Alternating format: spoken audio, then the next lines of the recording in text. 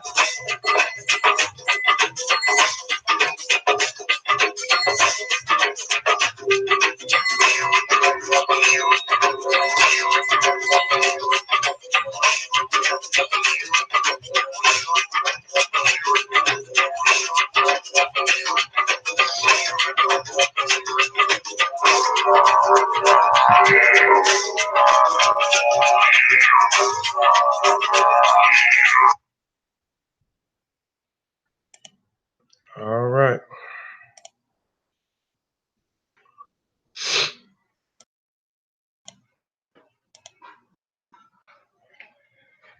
Oh, I'm finna get started. I'm trying to send them out to them few groups. Hope everyone is having a good Sunday. I'm gonna go ahead and get started. I'm kind of running behind, but it's all good. Okay.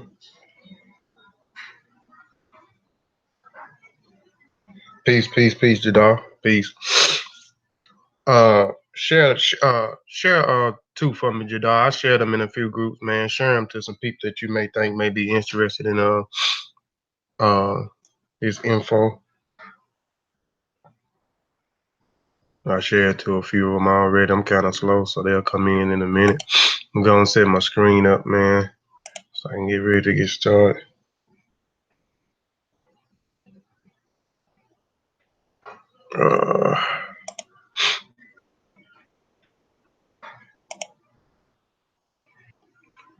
Dang, where my stuff at? Okay.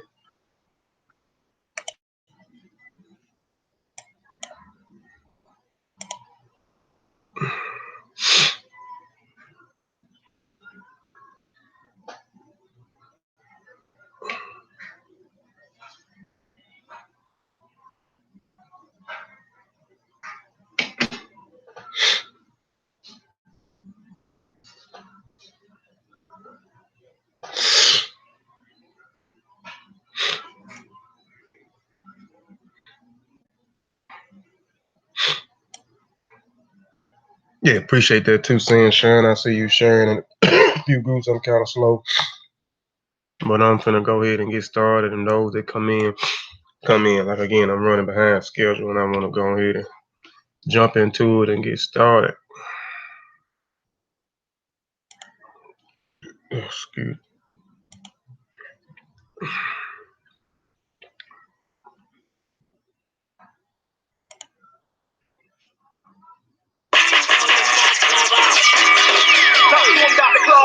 He called for the unity and the redemption of the African world. Salute them, honorable Marcus. We are not ready to listen then. They might not have been ready then.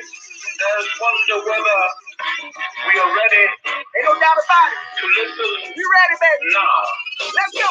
Yeah. Flag fly high. Flag fly high. Flag fly high. Black fist in the sky, breaking side to side. It's the flag fly high. Come on. Flag fly high. Flag fly high. Flag fly high. All these teams on the rise, all eyes will recognize the flag fly high. Hold it high. Let it fly. Rebel colors forever. Mommy would never die. On the 90, the throne ready. Let's take a ride. That's what big men don't choose a side. This is the bad for the warriors. Seldom travel yet still bad glorious. Black power represents us. You either rolling with Africa or against us. Flag fly high. Flag fly high. Flag fly high. Black kiss in the sky, breaking side to side. It's the flag fly high. Come on. Flag fly high.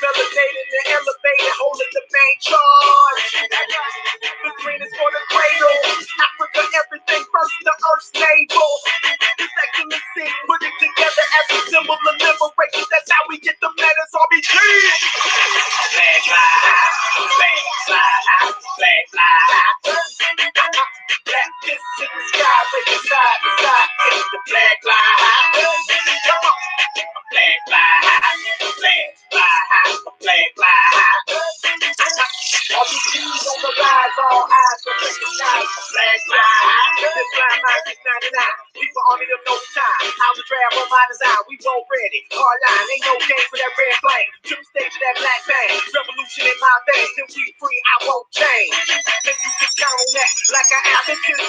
Celebrate the victories and the challenges. It's deeper than social media statuses. This lifestyle, elevation, building practices. Yeah, my flag fly high, my flag fly high, my flag fly high.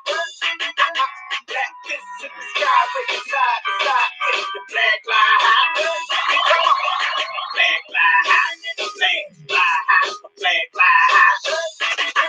RPGs on the flag, all eyes on the side, flag fly high. That red, red, red, black, black, black, green, green, green. RPG about that red, red, red, black, black, black, green, green, green. That RPG about that red, red, red, that black, black, black, that green, green, green. RPG about that red, red, red, black, black, black, green, green, green. That RPG, baby. RPG, baby. Fly high, my flag, fly high, my flag, fly high. Shout out to all my RPGs worldwide. Doing this thing, God is style. You know what I'm talking about? Yeah. My flag fly high, my flag fly high. Come on.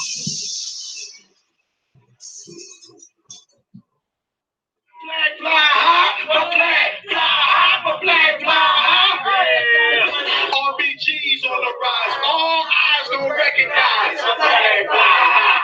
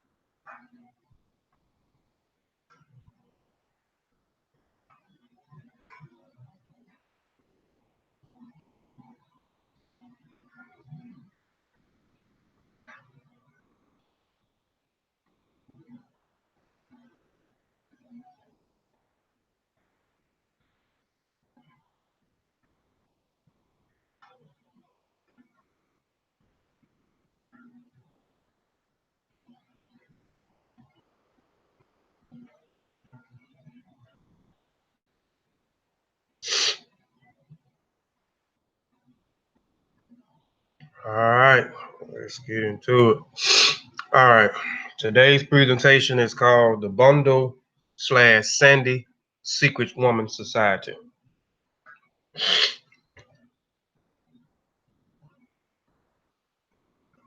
Now let's play one more little thing. Before we get started, we had this phrase that we do that Sin Shauna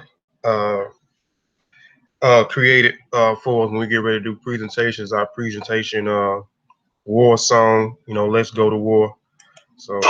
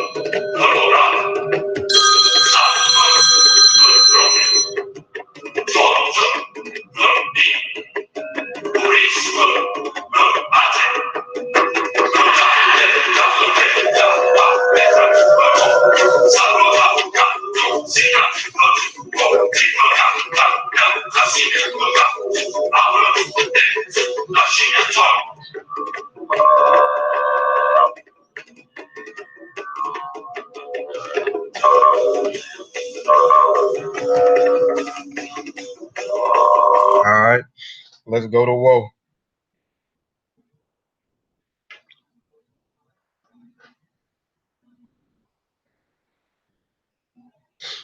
All right. Before I get started, I always have to put out a disclaimer before I get started. Those that are watching right now, again, if you know anybody that may appreciate this information, please share the link in a group that I may not be a part of. Share the link to your page if you don't mind, or tag a person uh, in this that may appreciate this information.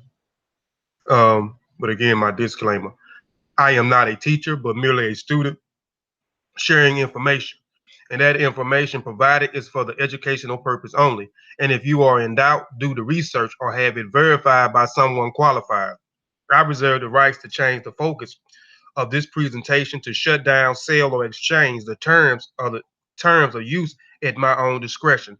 All trademark, design rights, copyrights, registers, names, mottos, logos, avatars, insignias, and marks used or cited by this website are the properties of their respective owners. I reserve the right to add information as it comes available or adapt changes, improve information as it comes available in the futures. Input wanted, changes, additions, or encouraged.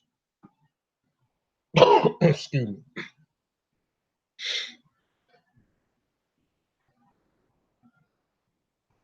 Peace, peace, peace, Sister Sophie. And this is the channel, Sister Sophie. This is the Massa Warrior Clan. I know you had just called and I just shot you the link, but yeah, I'll be doing something from my channel to this channel. I'm a part of this group too called the Massa Warrior Clan. So subscribe to this channel also. This is my saying, those that follow me as I learn, we all learn. Again, I believe if we obtain any type of information or any type of knowledge, I think that we should pass that information on to the next person, to our family members, to our communities, to our societies, and so forth. I think this is the only way we will be able to excel and succeed. As we learn things, we pass that information on to the next.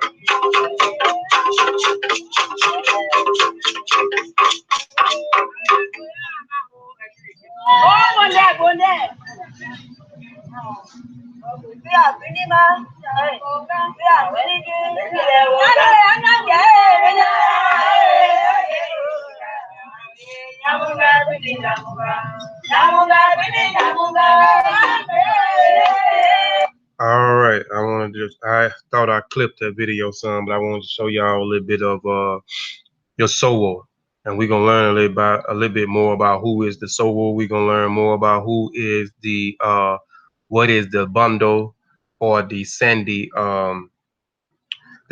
Woman Secret Society, and who are the Mindy people. Because specifically, I'm gonna be talking about the Mindy people that practice the Sandy uh and the bundle. But it's more than that, because you'll get into see a lot of the other people that practice this women's secret society as well. So the bundle sometimes used interchangeable with Sandy. So a lot of people don't know about Bondo. Bondo and Sandy is the same thing. It's just interchangeable sometimes. Bondo sometimes uses interchangeable with Sandy. It is a society exclusive for females in Sierra Leone, Liberia, Guyana, and the borders of the Ivory Coast. So the secret society, this women's secret society, is not only in Sierra Leone, which we'll be talking specifically in Sierra Leone and a little bit in Liberia, but specifically in Sierra Leone with the Mindy people, Sierra Leone, Liberia, Guyana, and the borders of the Ivory Coast. Most women belong to the ethnic groups of the Timmi, Mindy, Via, Kissa, Lili, Susu, Gala, Bassa, Kipela, Bon, Bele, Jibandi, Lomo, Di, Kim, Kono, and others of initiations into the Bondo / Sandy society.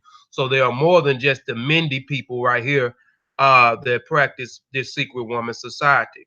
Um, the Mindy people are in Sierra Leone.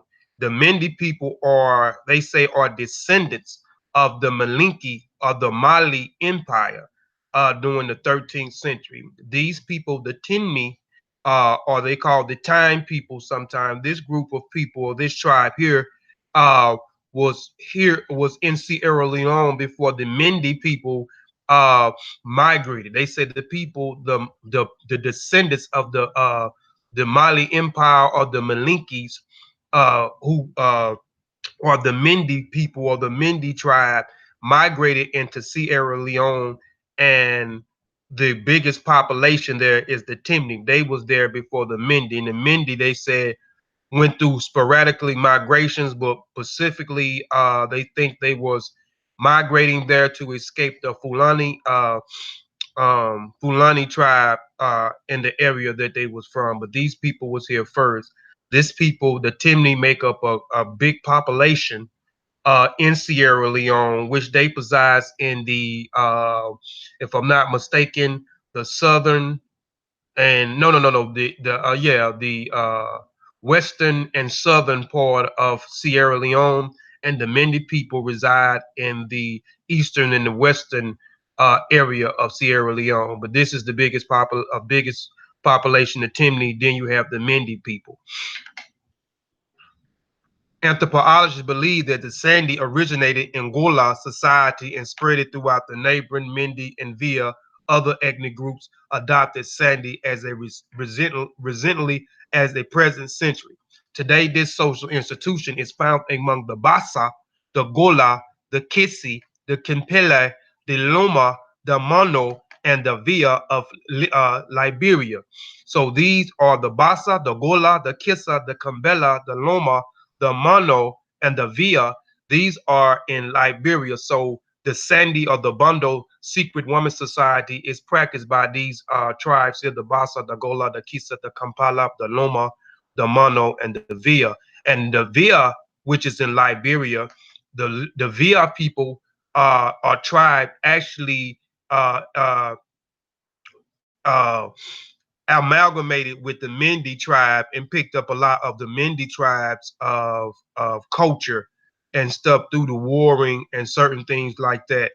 The Kono, the Limbe, the Mindy, the Shupo, the Timni, and the Yaluka of Sierra Leone. So the Kono people, the Limba people, The Mende people is specifically who we'll be talking about.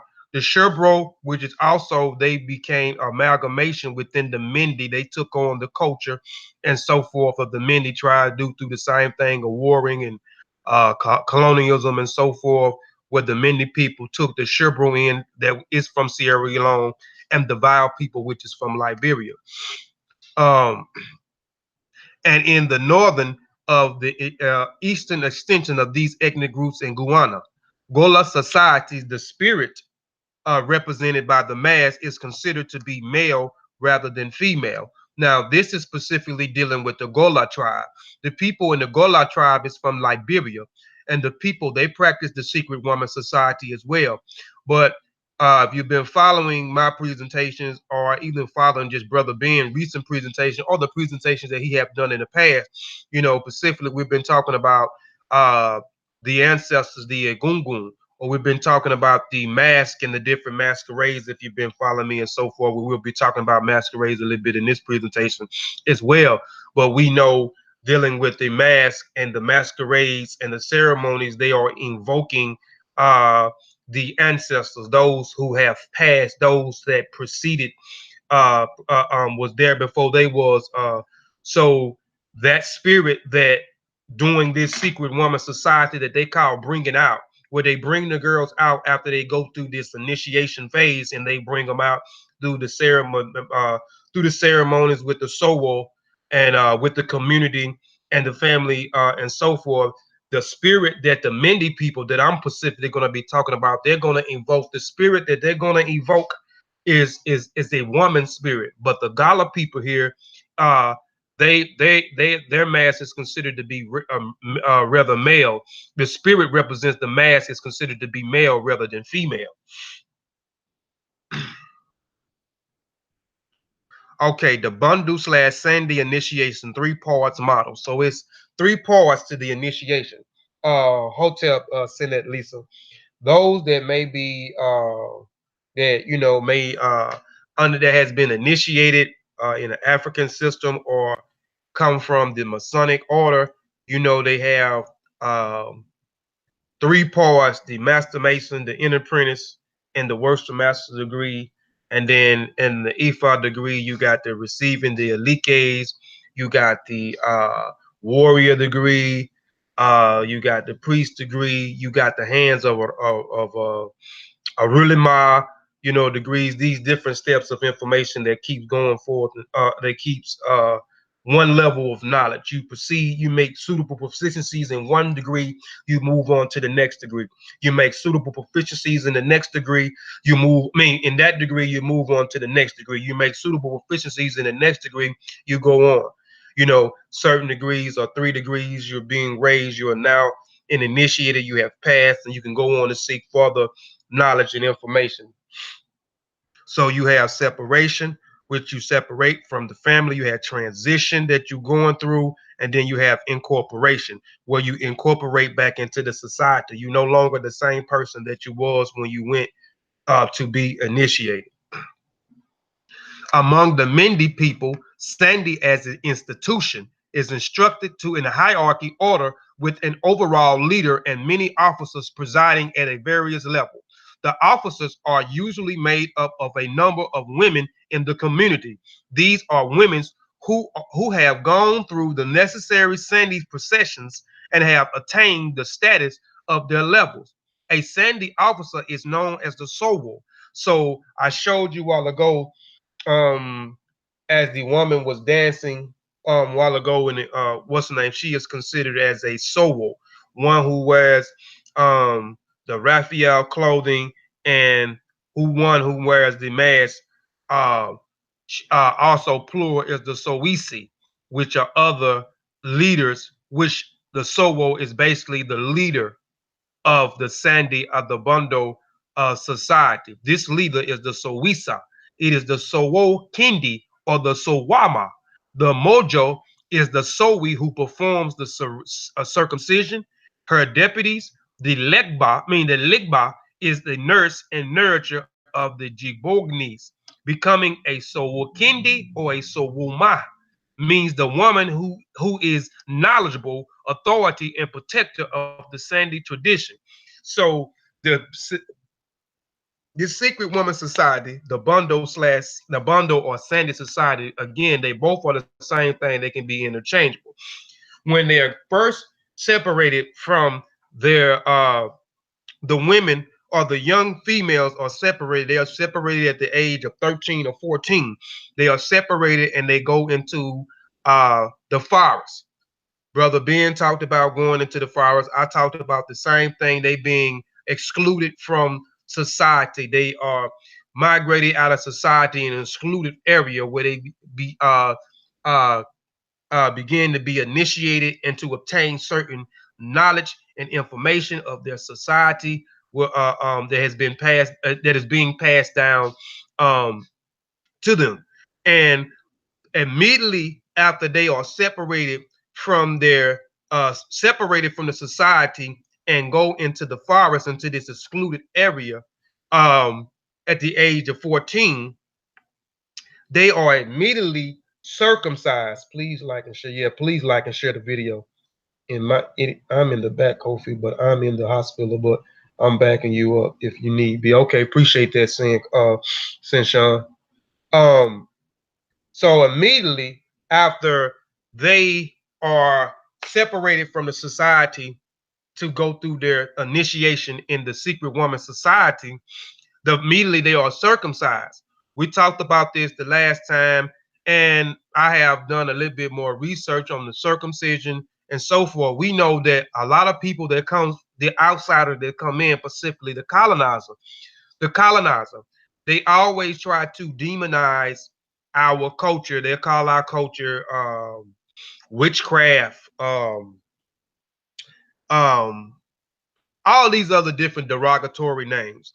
And um, even with the circumcision, um, just studying the circumcision, we know that there are certain issues that may go on, health issues that may go on later, but I hadn't really found no evidence, and someone maybe can help me with this far as the evidence of what the colonizer, where we get circumcision is bad for the woman and so forth. um this thing sprung up from the colonizer, and I'm gonna talk about the person who started the what is it called, female uh genital mutilation, female mg fmg. So this, I'm gonna show you where it comes from, where they talk about circumcision, where they trying to outlaw circumcision.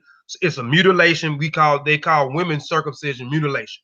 But we're gonna go into uh the whole Pacific of the Sowo Ashley has to be trained in a certain Pacific of knowledge. And then she has deputies up under her called the Lekba, who are also nurses and nourishers. So they are the ones to help nurse uh, these women back to health once they are being circumcised. Because immediately as they are segregated from the society, their first step is to be circumcised. And we're going to talk about why the people, the Mindi people, not only the Mindi people, but those who also practice the Piesie, the Kono, uh, uh, the Gala, the Limba, and so forth, that practice this woman secret society.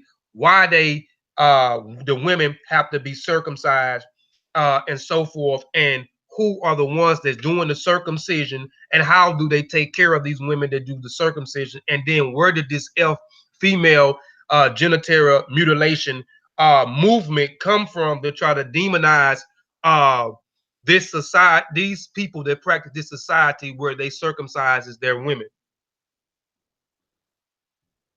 It is a violent, insecure, patriotic practice. All right. So let's get into it. Sowo, dual role. So we talked, the Sowo is actually the high-ranking leader, and she can serve in a dual capacity. She serves as the high-ranking leader, as well as the Ndolo Jowo, which is the dancing Sowo, which you've seen earlier with the woman dancing with her dressed out in her whole regalia and the mask helmet on. She's dancing, and the Nadola Jola shows up in certain periods of these women's initiation. The rank below the Sowo is the Lingba. There are two grades within Legba. Legba Wo, which is the senior, Legba Wula, which is the junior. In any group, there is only one Legba Wa. She is executive officer of the Sandy. So these are the officers below. So you have the officers, which are the leader, which is the Sowo, or leaders, which is the Sowisas, which are the high-ranking leader or leaders. Then you have the dancing Sowo, which is the Dolo Joey, which is the dancing where she shows up um, in certain parts of the initiation. You know what I'm saying? Specifically to lighten the mood because the initiation process is very serious.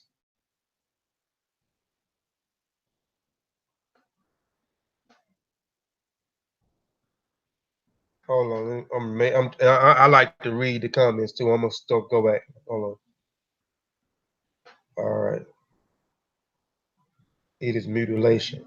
So it is exact assault ritual. Peace, peace, peace to you. Says that it is mutilation. So I'm gonna ask you, where did the word mutilation comes from? Who created this mutilation of movement? Have you studied this society in particular to understand why they do certain? Even though I do agree that at certain points they do have certain types of so forth. But again, these terms these terms and so forth come from outsider. They come from colonizer. These traditions have been practiced for thousands of years. Even if we don't talk about the Sandy secret woman society, if you look, some African traditions practice circumcision. Some African traditions don't practice circumcision, but there are a lot of African uh, tribes that have practiced this circumcision for thousands of years.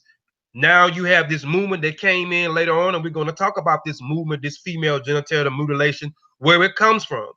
The movement, who started the movement, what year and so forth started this movement and went on into metamorph into this certain types of movement, and the percentage of who tries still practices, who tries or against it, and so forth. But we'll get into that later on in the presentation. Teachers of women, the Sowo, teachers for women, who knows the female side of life.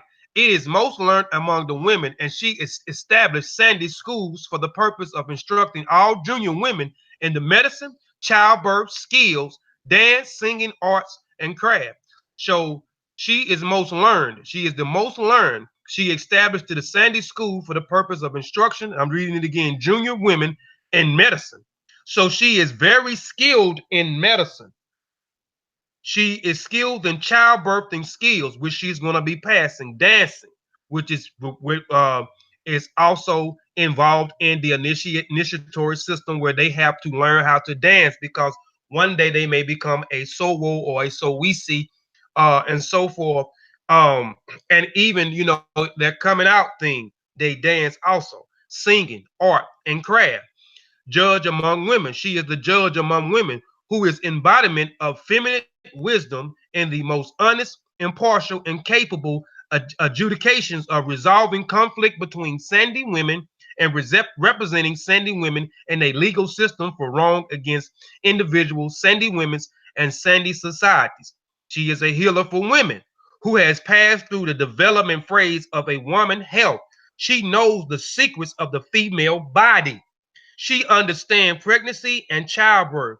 She uses her knowledge of herbal medicine to treat health conditions in women and to maintain their health and energy. And again, the Sowo, she is very skilled in medicine. She is very skilled in childbirth. She is very skilled in understanding the secrets of the female body.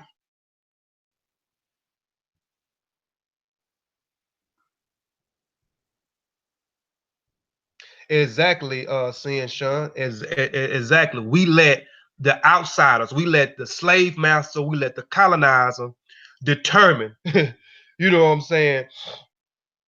Or we live up to the European expectations. Sandy rights and passengers, and we always speak about things and we don't have a clue about some of the things that we think about. We may read certain things that's dealing with the expectations or dealing with the outsider perspective, but we never go inside to talk to the people that actually live there and get their perspective on things. We always rock with the outsider perspective. We always go with, we allow them to demonize, you know what I'm saying, our customs. Sandy knowledge cannot be condensed into one book or any other written form. It is a complex and dynamic as the people who embrace its practice. Sandy knowledge is passed down from generation to generation through rites of passage, which begins with new initiates enter a sacred grove called the Kimpawini. So this is what I was talking about earlier, that the initiates would go into the forest. Brother Ben talks about this in his presentation. You know, I talked about this in my past presentations where the men and women were separated from society. They will always go deep off into the forest. So the grove that they went into was called Ke Pawini. For a period of time, the Ke Pawini is off limits to non-members, children, and men. What takes place at the Ke Pawini is for the knowledge and the benefits of enlightened Sandy members only, and not to discuss with the Kapawas or men. So the initiate or the people who have been initiated cannot discuss the secrets with anyone who is not a initiate, who they call the Kopawasa or men, because the men has his own secret society called the Poro. And Brother Ben is going to do a presentation on the Poro. You got the Sandy Society, you got the Women's Secret Society in Sierra Leone, Liberia, uh, that practice the Bondo / Sandy. That's the women. Then you have the men that practice the Poro, the the Secret Man Society. The woman and the new initiates retreat into the sacred space that specifically constructed for the occasion of shield from public views. It is usually located in quiet areas on the outskirts of town, close to the streams of rivers. Similar to what is done in the Men Poro Society, initiations begin with circumcisions of the Gbagbonis. Upon entry, the first girls be circumcised becomes the Kima or leader of her cohorts of initiate. So it's just specifically saying that the first woman or the first young girl who has been circumcised, she becomes the leader of the rest of the initiate. So begins her leadership training throughout their session. The initiation period varies from several weeks to several months, depending upon such factors as initiated ages, lineage membership, school attendance, and ethnicity in the past, and the girls are said to have remained in the forest for upward to 1 year. So they can remain in the forest of the Kipawimi for several weeks, several months, or up to a year to be initiated. So they can be separated from society all the way up to a year. Okay, now this woman here, this white woman here, Marion Scott Stevenson. I wanted to put this in here because I know people have issues um, with circumcision, and with circumcision is only one part of the initiatorial system. They go through so many different things to develop to become a woman and learn the secret knowledge of medicine and so and birth child, and it's just a lot of stuff that we're going to get into. But this colonizer, this woman here, and this missionary here, excuse me, Marion Scott Stevenson, was a Scottish missionary with the Church of Scotland missions in the British East African Kenya from 1907 until 1929. Stevenson worked at first for the church's Kikuyu missions at the Thogato, then from 1912. And we know the Kikuyu tribe is in Kenya. And we know through our historical records that the outsiders have come in and set up, have brought in missionaries and set up schools and institutions to actually eradicate the people, customs, cultures, traditions, spiritual systems, and replace them with their religions, with their way of life, and their perspective. We know this is throughout the historical records, missionaries coming in and trying to eradicate those people's way of life and changing it over to their way of life. Um, so we got a thumb man. That may be, I don't know who that is. Maybe that's exalted ritual with the thumb man, but it's cool. They titled to their own opinion.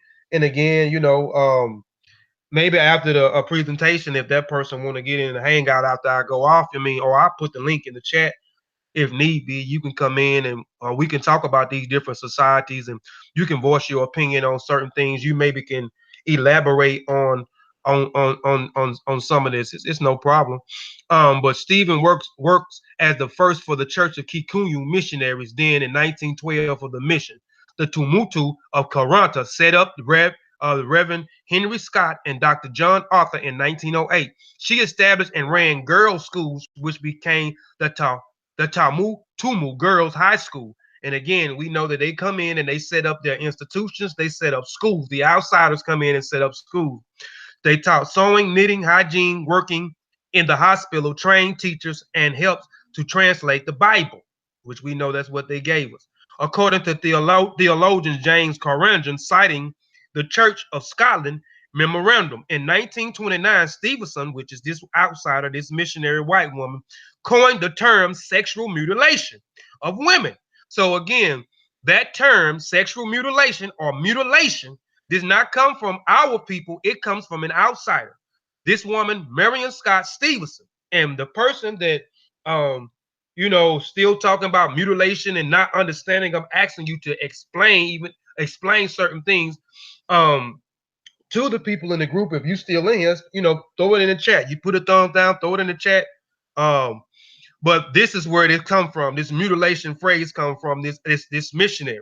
Sexual mutilation of women to describe female circumcision. When she came in, she felt that it wasn't right when she was observing the way uh, a lot of the women was being circumcised. A practice of great importance to the Kikuyu people, Kenya's largest tribe. The Kenyan Missionary Council followed suit and began referring to it that year as sexual mutilation rather than circumcision or initiation. It is now widely known as female genital mutilation. FGM is the movement that is all throughout Africa right now. And this movement was actually started from this missionary who came in Kenya first with and observed the Kikuyu tribe. And then these missionaries set up schools and so forth. And she coined the phrase sexual mutilation. She said that it was not right for these women to be sexual mutilated, an outsider. And then later it developed into what now is called the female genital mutilation. Now, here, before I go any further, because I knew I was going to have some issues uh, with the circumcision part of the female.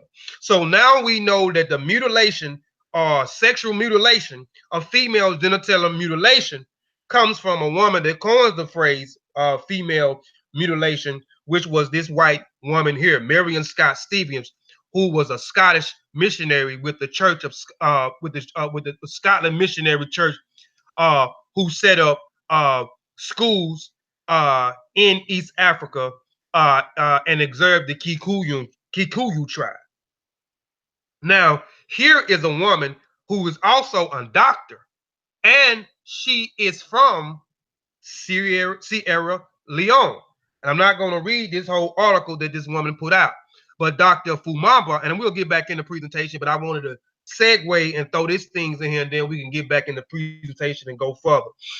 Dr. Fuamba Sia Amuda's article about so-called female genital mutilation, FGM, published here, was also going to highly controversial and thought-provoking. But this is nothing new for Sierra Leone, most forbidden African women empowerment advocate, and who is also an initiate of the Sande Bondo society. So she actually was initiated, and this woman was actually circumcised, because that is one of the first process that you go through the initiatory system is circumcision. There are other things that transpire because you are in the forest from several weeks, several months to almost up to a year, just depending. But this is only one process. But this woman has been circumcised, as well, and she is from Sierra Leone, and she is also a doctor. But this is not new for Sierra Leone, most forbidding African women empowerment advocated champion. A month's single-handed taking on the rich and powerful anti-African female circumcision movement. Anti-African female circumcision movement. And I'm saying this for a reason. Dr. C.I. Amuma and those that speak derogatory toward what our ancestors did are considered anti-African. If you're following the perspective, which we all have done in our lifetimes, have followed the perspective of the outsider, the colonizer, the slave master, female circumcision movement. Dr. C.I. Almuda is mostly certain keeping alive the question as whether the debate should be about regulations and raising of an age of consent rather than an outright ban of cultural practice, which many women regard as their right and freedom to choose. There are many deadly things that are killing thousands of people every year in Sierra Leone, including cigarettes, alcohol, drug abuse, poverty, corruption, and teenage pregnancy, which pro-female circumcision campaigns say should be prioritized. Responding to critiques of the sketching attacks on what she sees of Western hypocrisy is neo-colonialism. Dr. Almudum said this in Sierra Leone, we will have this open debate on the international protocol that the Gociel has signed on and concern the bodies of a vast majority of women in the country without their knowledge, or particularly in, I'm going to read that again. In Sierra Leone, we have this open debate on the international protocols of the GOSL has signed on the concerning of the bodies of the vast majority of women in the country without their knowledge and participating in any of these forms of backdoor deliberation. So a lot of the people that are still practicing these things, they didn't go to the people and ask the people was they against this certain types of practice. They was not against them. These people, these outsiders, taken amongst themselves, which are the colonizer. We know what people that comes into these outsiders come in and colonize the area, set up their own type of government, set up their own way and their perspective, and try to eradicate the people of identity. So these people hadn't went to the people and asked them, do they feel like this practice was right? Was this practice wrong? Do y'all want to outline it? These people, these outsiders took it among themselves. And on the questions about her passion of saving an age-old African tradition and standing up for African women's right to choose, this is what she says. Yes, I am obsessed with the Bondo / Sande. If this means that I am passionate and relentless in protecting the honor and the dignity of my mother, aunt, grandmother, and the majority of the silenced women and girls in Sierra Leone who are Bondo / Sande, then I accept the label with the great pride. So I just wanted to show you where this thing come from, because again, when we talk about certain things that's dealing with our culture, we always got something to say, and we don't even know where these perspectives come from. These perspectives always comes from the outsiders. And again, this term of mutilation, sexual mutilation of female genitalia mutilation, it came way later. Our ancestors have been practicing these traditions, or this tradition, for well over 1,000 some years. And you have these people that come in. It's no different than they coming in and saying that your spiritual system is no good. You have to praise our God. You have to read our book. It's no different.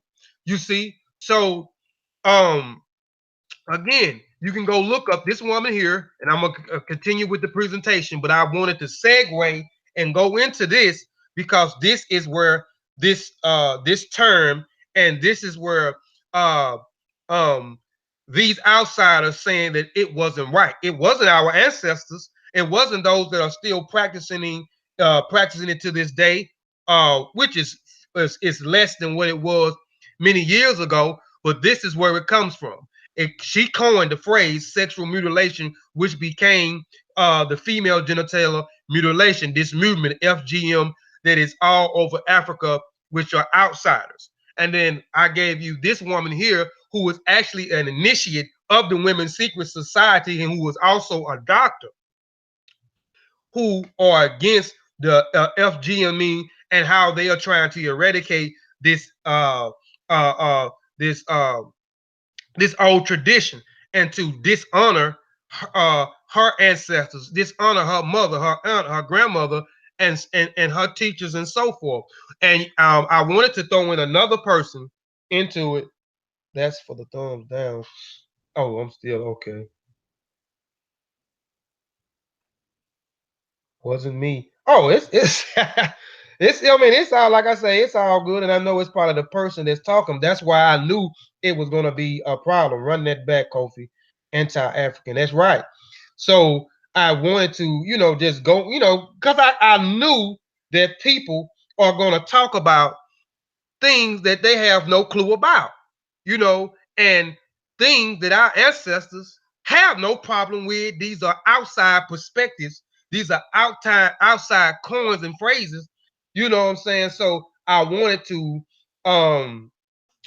put that little information out of there, segue, put that information out there before I go back into the presentation. Hotep to you, Satep and Ra. We gotta take the good with the bad. These people have had a way of life for thousands of years, and all of a sudden, someone in 1912 decided to tell us that is wrong with what we do with Africa. Correct. Tyra Banks was getting a lot of African women circumcised undone. She was a missionary. Yes, and because she has no clue, you know what I'm saying? That's why we have no clue of that's why we have to get engulfed into our traditions and our cultures. We have to stop letting these outsiders tell us or dictate to us about our culture and our tradition. This is bad. You shouldn't do it. This is bad. You shouldn't do it. Demonize this, and we just roll with it. That is anti-African. All right. Now let's get back into the presentation. The young girls are educated in descending knowledge. They practice practical life skills, proper social, domesticated skills, farming, sexual matters, dancing, medicine, correct behavior, the care of the body, and motherhood.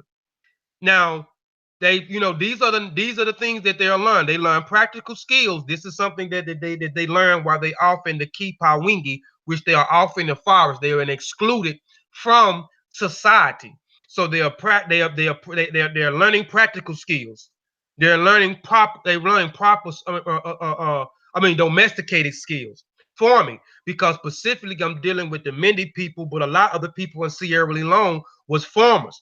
They was on rice farms. This was one of their economic systems. Their farming, you know what I'm saying, planting rice, you know what I'm saying, and so forth. Sexual matters. These young women understand about sexual matters. They understand that they cannot have sex until they are married. Until they are married. So not only are they learning about motherhood and birth and sexual matters, but they are understanding that they have to keep their legs closed before they get married. They learn dancing, medicine, which the Sowu or the Sowisas and the Linkba, which are branches up under the Sowisa, they have to be studied and skilled in medicine. And the Lingbas are the ones that actually nurse. And I'm gonna get off of this, and we're gonna move forward. But I'm gonna get off the circumcision. Why the initiatories are immediately circumcised? They go in. The Sowa is the one that actually do the procedure. And if you understand anything that deals with our traditions, these people have to be learned for many years before they can actually do certain things. If you following our culture and you understand our cultures and our traditions, then you will understand. So they are very, very versed in medicines. They are very, very versed in herbs. So these women are very taken care of. And I'm gonna move on, but these women are very taken care of. These young women are very taken care of. They're not being abused. They're not being abused. They're not being mutilated. They are being nursed back to health within a few weeks so they can continue on with the initiatory process. And the SOWO, which is the high-ranking officer, is the one that does the procedures, and the Lingba is the officers up under her, which we'll go back real quick. The Lingba, there are two guards. There's the Lingba Wa, which is the single, the Lingba Wulu. They are considered the nurses. If we go back a little bit further, they are the nurses and nurturers of the process called the G Bonunas. This is the circumcision. We're gonna move, we're gonna move past that. But dancing, medicine, correct behavior, so they understand, so they learn correct behavior, not bad behavior, but correct behavior, the care of the body, and motherhood. Specializing skills such as dyeing cloths may be taught to the girls who demonstrate special aptitude. The first couple of weeks, the Kimpawini are dedicated to the new initiate's healing process. During this period, the Lingbas or the Sowu nurse, along with other women, help to nurse the new initiates and care for the pampering them. Also, during this period, the girls are not allowed to leave the immediate areas of the Kipawini, and the non-Sandy members are not allowed in the Kipawini nor see the new initiates. So they are not allowed to leave the forest. No outsiders are allowed to come in to the Kipawini, into the forest, this secluded area in the forest. When the new initiates go out and open, they must cover with white clay, which is not only disguise them, but also nourishes their skin. So this, where you see the young women, the young woman here, they have on this stuff called hoja. This stuff that they put on, which it actually helps to nourish their skin, but there also is to distinguish them, that there are new initiates, and those that may see them in the forest know that these are still young girls and not have transitioned to women yet. They are going through their initiatorial phase. They have not become women yet. So they are still going through their process. So they know that they are new initiates and they are not women. They are not to talk to these women. They are not to come close to these women, and so forth. But the Kipawini is not just for the new initiate. It is generally a retreat for the Sandy women. Women give birth in the hands of the birthing Sowisa. Women who need healing retreats into the Kapawini. Women want to advance training in the Sandy knowledge due to the Kapawini. So even when they setting up these young girls to go into the forest to transition to a woman, to learn the skills of medicine, to learn the skills of forming domesticated skills, learn medicine, motherhood, wifely, learn how to be a wife, understanding the body, sexual matters, and so forth. It is also for those who have been initiated can come back and get further education or further training in the Sandy knowledge, in the secret woman society.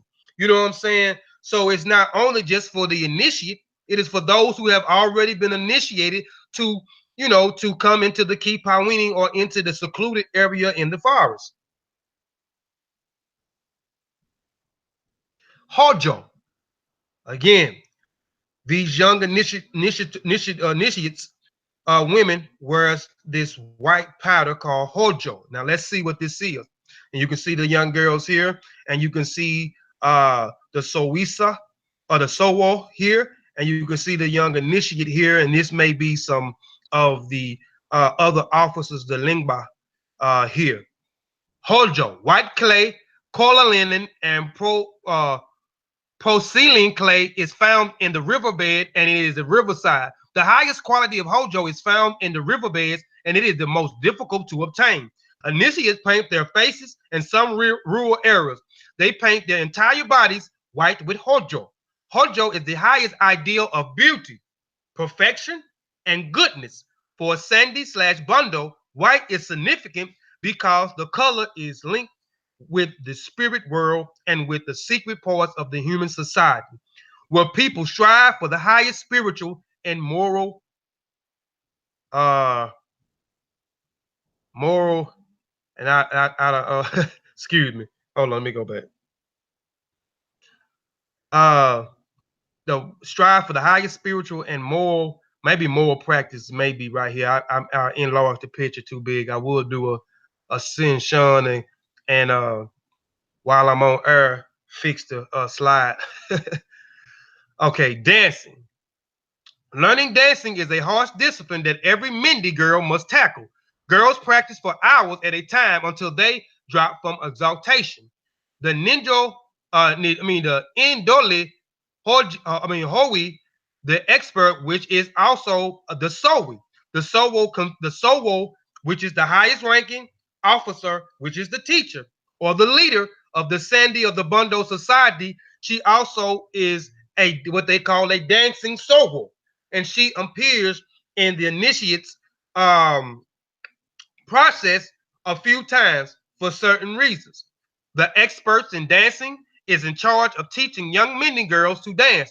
So now the Sowo is teaching the girls here how to dance. Because again, here, going back, the girls doing initiate, they practice or they learn practice life skills, proper social skills, domestic skills, farming, which most of them are farmers. Their families are farmers, specifically having their own rice farms, sexual matters, dancing, medicine, correct behavior, and the care of the body and motherhood. So these are the things that they're learning. So we're dealing with dancing right now. And we have the Sowo dancer, which is the Indole Howie, if I'm pronouncing it right. And she is now teaching. Now she's appearing after the girls have healed from their first process. She is teaching them how to dance. Bondo is also a indolo Howie, but rather than a harsh enforce, she is a comic relief. So she also, again, as I explained earlier, she come in to, lighting the mood because their process from several weeks to several months to maybe a year, it is strenuous and it is a serious process. So she come in to relieve the initiates, you know what I'm saying, of some of the seriousness. So she enforced. So she says she's there for comic relief. Gondo becomes a friend and an initiate, assuming them to help them forget the hard ordeals they are going through. She coaches the girl who are slow in dancing, encouraging the girls to work hard. Gundy is a funny, lovable character who lightens the gloom and reminds everyone that the Sandy is not always so serious, as I explained earlier. In a sacred space, the Kipawimi, which we know is a sacred place, a secluded place in the forest, where the initiates go where they are separated from their society. Women form bonding relations that are relations that the Mindi refer to as the Inya Miba, my mate, my pal, my buddy. So they start to bond where they develop these relationships with each other as they go through these initiatory systems, which translates into a lifetime of sisterhood. The Imba relation does not end when the Sandy session ends. The women remains Imba for life, a sisterhood and female solitary that creates social support network for women in society. Sandy women are known to define other Sandys iyaha against male exploitation, abuse, and disrespect. When a male in the community abuses Sandy women, all Sandy women take offense to his wrong doing as a group and perpetrator,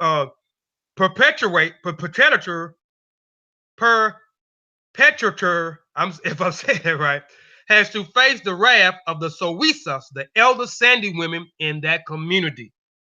So after they go through the process and they become women and they do their coming out thing with their masquerades, and they got their family, they got the people in the society, they got the Sowo, the Linkmos who are also present there as they're coming out to uh to their society or to their clan, their state, or their nation that these new women have left, and now they have come back as women and is skilled in the knowledge of the society and skilled in the knowledge of the Sande, of the Bondo um, society, where they learn how to form, where they learn about the body, where they learn about motherhood, where they learn about medicine, where they learn about social skills, where they learn about practical skills, and so forth. But even after it ends, they are still a sisterhood, and they are with each other forever. And for whatever issues that one Sande woman has, then the whole Sande society bands together to rectify that issue. Uh, bring it forth to the Sowisa, which is the higher Sande, the elder Sande women, or the teachers or the leaders of the Sande women.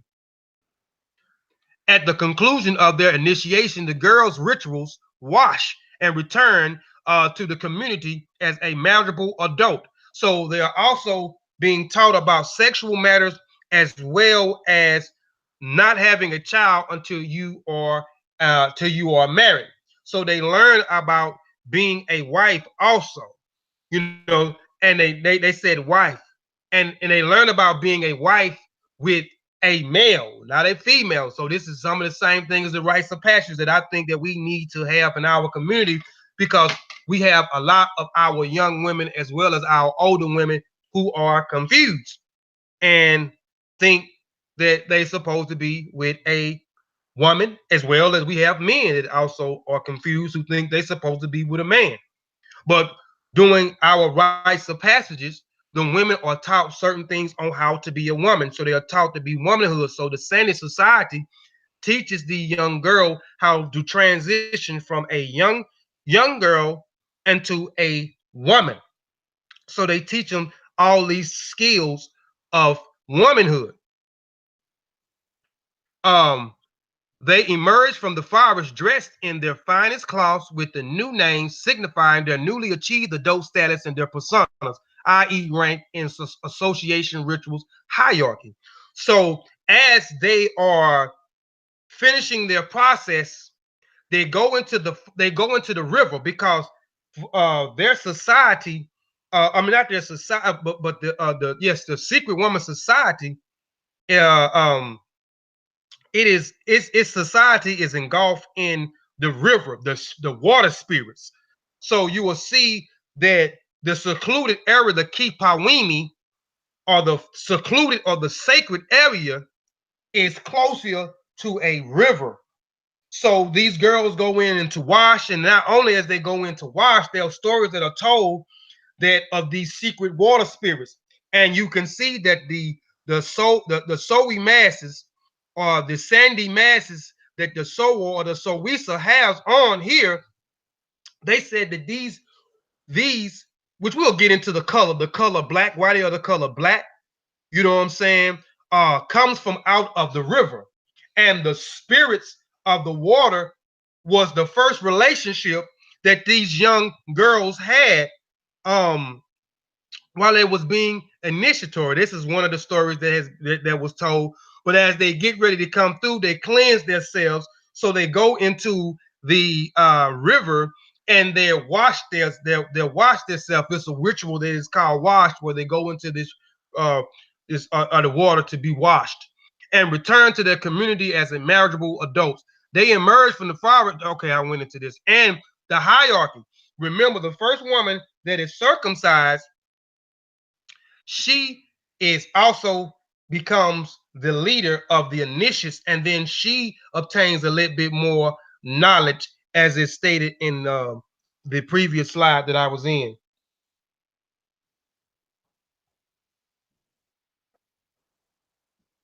Senate, excuse me, Senate Lisa. She said, hold on, let me go back before I go on to that. Oh man, I love a new baby such as Miracle's new. All right, I'm gonna get back started. I like to stop for a second and go into the what's name. So no one, I'm not saying that you may not have no gay people in the society, but again, um, um, a lot of gay behavior comes from outsiders. And these society, and again, I'm not saying that there may not have been gay people there later on in time, but most of the rites of passages are when you go through the adulthood passages, it is for the man and the women. The man is taught to how to be a man, and the woman is taught to how to be a woman. He goes through manhood, he goes through womanhood, so they learn about things on what a woman's supposed to do. A man learns about what a man is supposed to do. So they are educated in these things, and then they are secluded from society at a certain age. You know what I'm saying? And then they come back, and even after they come back, they still have institutions. Some have institutions. As you look back on my rites of passage, they had a school that they went to after the adult righthood passage, where the young girl became a woman. She still went to school to develop herself into a woman, and also to teach her how to be what is the duties and the roles of a wife, as well as the man goes and learn what is the duty of a man, as well as what is the duty of a husband, and so forth. And we need that back. And I mean, and I'm not trying to talk about nobody because of their sexual pressure, but that's against nature. Do I have family members that are that go against nature? Yes, go against nature. That is how can you be fruitful and multiply if you can't be fruitful and multiply? Two women can't lay down and reproduce. They can't reduplicate themselves. Two women, that is not that what they doing is not even sex. What two men is doing is not even sex. It is against nature, and it is against the practice and customs in our culture of this type of behavior. Not saying that they may not, we may not have any there, but I'm just saying this is why we went through these rites of passages, these learning stages. We don't have this in our communities no more. We this learned behavior. This what we doing now is a trend. We see other people doing it, and it become popular. We do it. The TV is educating our babies. All through TV, you see homosexual behavior all through the TV. And again, I'm not trying to demonize anybody, but I'm just saying. And again, I have people who I love dearly who practice that type of behavior. I still love them nonetheless. Indawi Hoey, which is the dancing Zoe. Remember, she's in the dual capacity. She's the high-ranking leader as well as the dancing Zoe. You see here. And she remember she comes in and particular times she teaches them how to dance. She comes in because they go through these processes for several weeks to several months to actually up to a year, possibly, where she comes in to lighten the load up with comic relief to relieve them of the seriousness of what's going on for a little while. Spirit celebration. The nigga is a spiritual spirit celebration, although she also appears on other occasions besides celebration.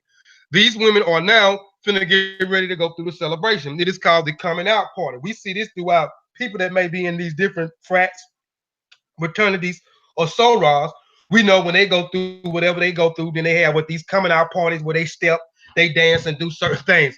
You see, you see where they get these traditions from the Masons, these fraternities, you know what I'm saying? Which they say the fraternities get their stuff from the oldest order, which is Masonic, which we know the Masonic order is not the oldest order, but they say this is where the fraternities and the soror get their things from, the Masonic order and the Order Eastern Star order.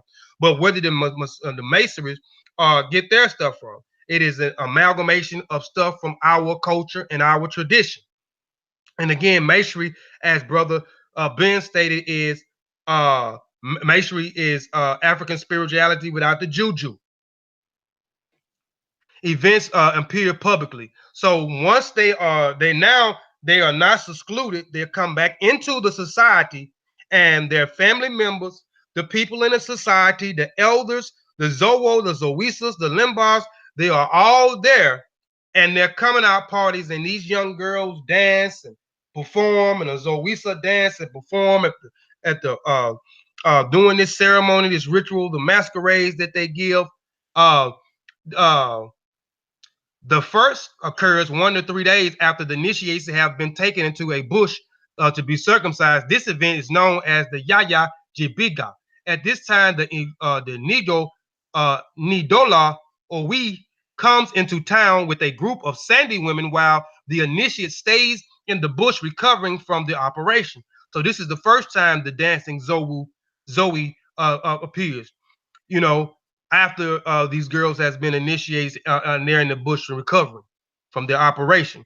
The women come into town to tell men that the initiates people, they initiated people into the Sandy. So they also also with the dancing Zoisa and other, they come back into the society to let the people know that the young girls have been initiated and they went through their first processes and now they are recovering and everything has went well. Uh, and they'll keep updates on the girls' recovery before they go to the next process and through the next step or through the next phase.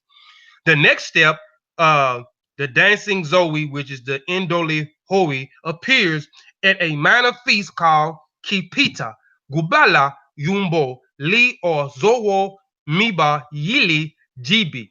At this occasion, an announcement is made to inform people of the dates for the Ghana celebration, which is the last even of the Sandy initiates.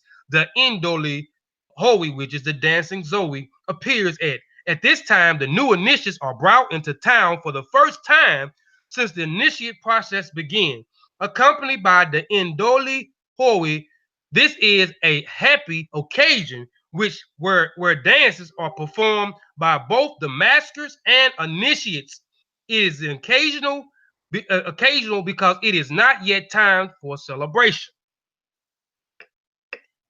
All right. When a girl becomes initiated into the Sandy society, the village master, woodcarver, creates a special mask just for her.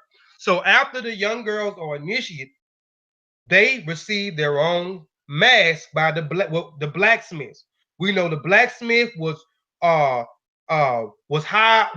to the highest level in the society because they had to be trained and versed in information because they had to carve these and make these masks, and they also had to be skilled uh, in certain types of information. You know what I'm saying, to empower this mask for the masker or the doing the masquerader or the masquerader to invoke the spirits. The mask is considered an interface between the spiritual world and the physical world. Remember, if you go back to my masquerade, African masquerade, is it the first form of performance arts of something, some kind of long title in that form, but the African masquerade presentation that I did.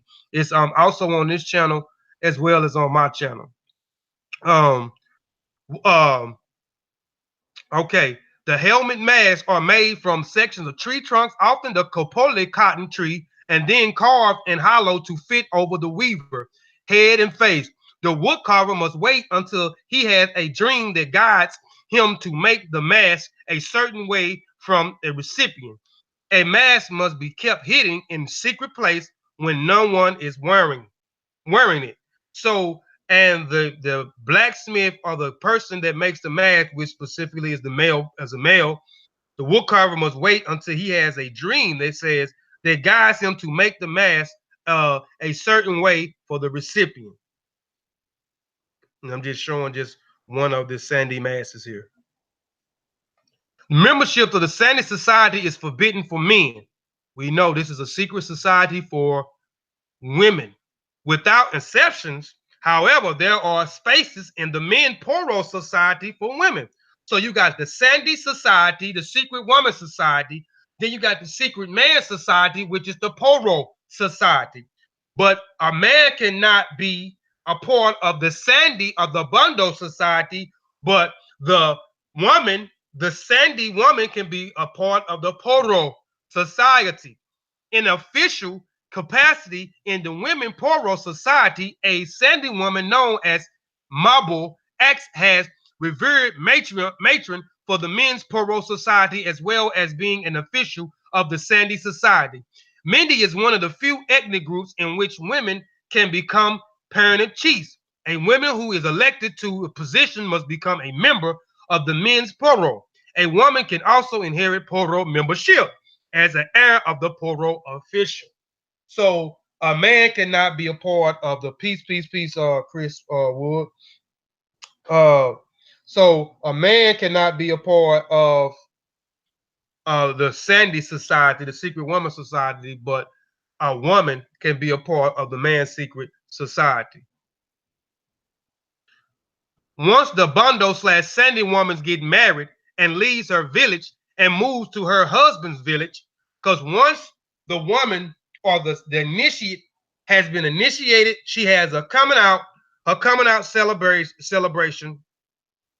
She goes back in society. She is ready. She is a woman. She is ready to be married. She has been skilled for several weeks or several months or up to a year in the knowledge of the secret woman society, as well as what a wife is, womanhood is. She is skilled in forming, so she comes out so she knows how to form, because most of the people, specifically the Mindy people that I'm talking about, are formers. Or most of the people in Sierra Leone are farmers. They have rice farms.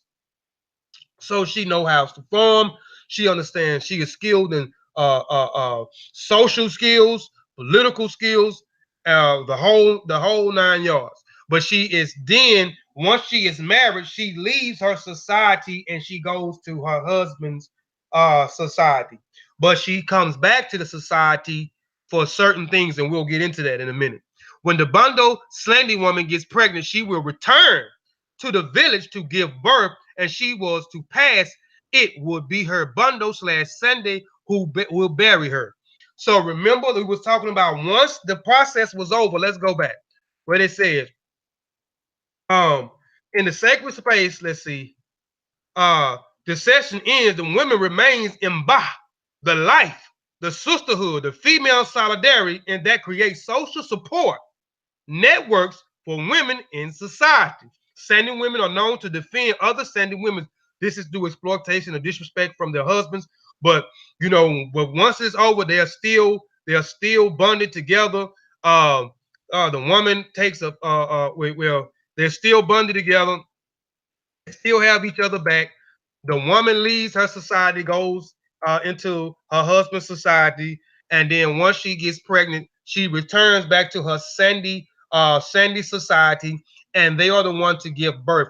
The the husband family of society cannot give the Sandy woman cannot give birth to a Sandy's woman child. She has to return to her own Sandy society. And once she dies, the husband family cannot bury her. She has to return to her Sandy woman society in order to be buried. Although masks can represent either male or female figures, and this is a slide y'all may have seen on my masquerade presentation, because this is talking about the masquerades. And we know specifically, if you've been following me, you've been following Brother Ben, um, and you've been following and you've been studying uh, extensively and learning your culture and your traditions, then you know that do the masquerades that our ancestors have put on. You know that you see men that specifically are dressed out with the mask and has the costume on. You don't see the women does that. It's an exception. You have the women, which we're going to get into, which this is a slide that you may have already seen, but we're going to go further deep into it because I just only touched briefly on it. Although the mask can represent either male or female figures, the mask can always be male or female. And we know with the Gala people, which also practice the Sande Bondo society, which is in Liberia, their their female mask, their mask or the spirit of the mask is male. But here with the Mindy, the spirit mask or the spirit in the mask is a female. This spirit is female. They still participate the masquerades and hold on. Although the mask can represent either male or female figures, almost all maskers are male. In most African communities, although women are not allowed to wear masks, they still participate in masquerades as audience members. They often perform songs and dance to accompany the maskers. Women also assist in creating the maskers' costumes. sometimes even provide their own clothing for the female figures. So in most of the societies, most of them, the women are not allowed to wear the mask. They can participate in the audience. They can perform in the masquerade, because we know when there are masquerades, there are dancing, their songs and drums are present. So they can perform songs, and they can dance accompanied with the mask. And they can assist the maskers in their costumes or making their costumes and so forth. But in some cultures, they just cannot wear the mask or the costume. The Sande society of the Mende people of Sierra Leone is one exception to the means only rule. The Sande society is a society of women responsible for teaching young girls the skills of knowledge to become a woman.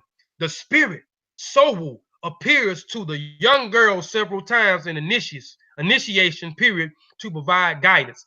The mask worn by the women represents an ideal woman. The mask's delicate facial features, elaborate hairstyles, and rings on the neck represent feminine beauty. So we're going to go into the eyes, the eyes, the nose, the mouth, the ears, and a lot of the masks have these different elaborate hairstyles, which the Sande society women actually emulate these masks and wear these hairdos and so forth, and the rings around the neck, and why it is fat here. Why the masks look like they're fat, especially with the neck. The women look fat. The mask is just a piece of wood. It is when the mask is active and it has the custom music and audience, it becomes alive and active through a spirit. So the mask is considered just a piece of wood. It is considered a piece of wood until it has been activated. And again, I told you the high priests are those that create the mask or learned in this knowledge and this skill where they can activate this mask. If you want further, if you want a little bit more information on that, go where you can actually check it out on this channel, the Mossy Warrior Clan channel, or you can go to my Kofi Piesie channel, either or. That African Masquerade presentation is on both channels, so check it out. And we know that through the masquerades, they invoke the ancestors, and the ancestors mount or possess the masquerader in the different performances. And certain things are talked about that I talked about in my masquerade presentation. And my masquerade presentation, you can go back to that and look at it. I would touch on it brief, but I'm going to go ahead and continue with the presentation.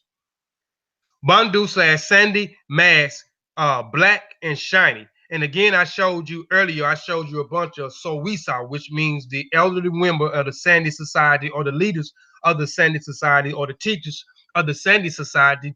The masks that they wore are black. And you can see here the dancing Zoa here is actually, when it has a black mask on here.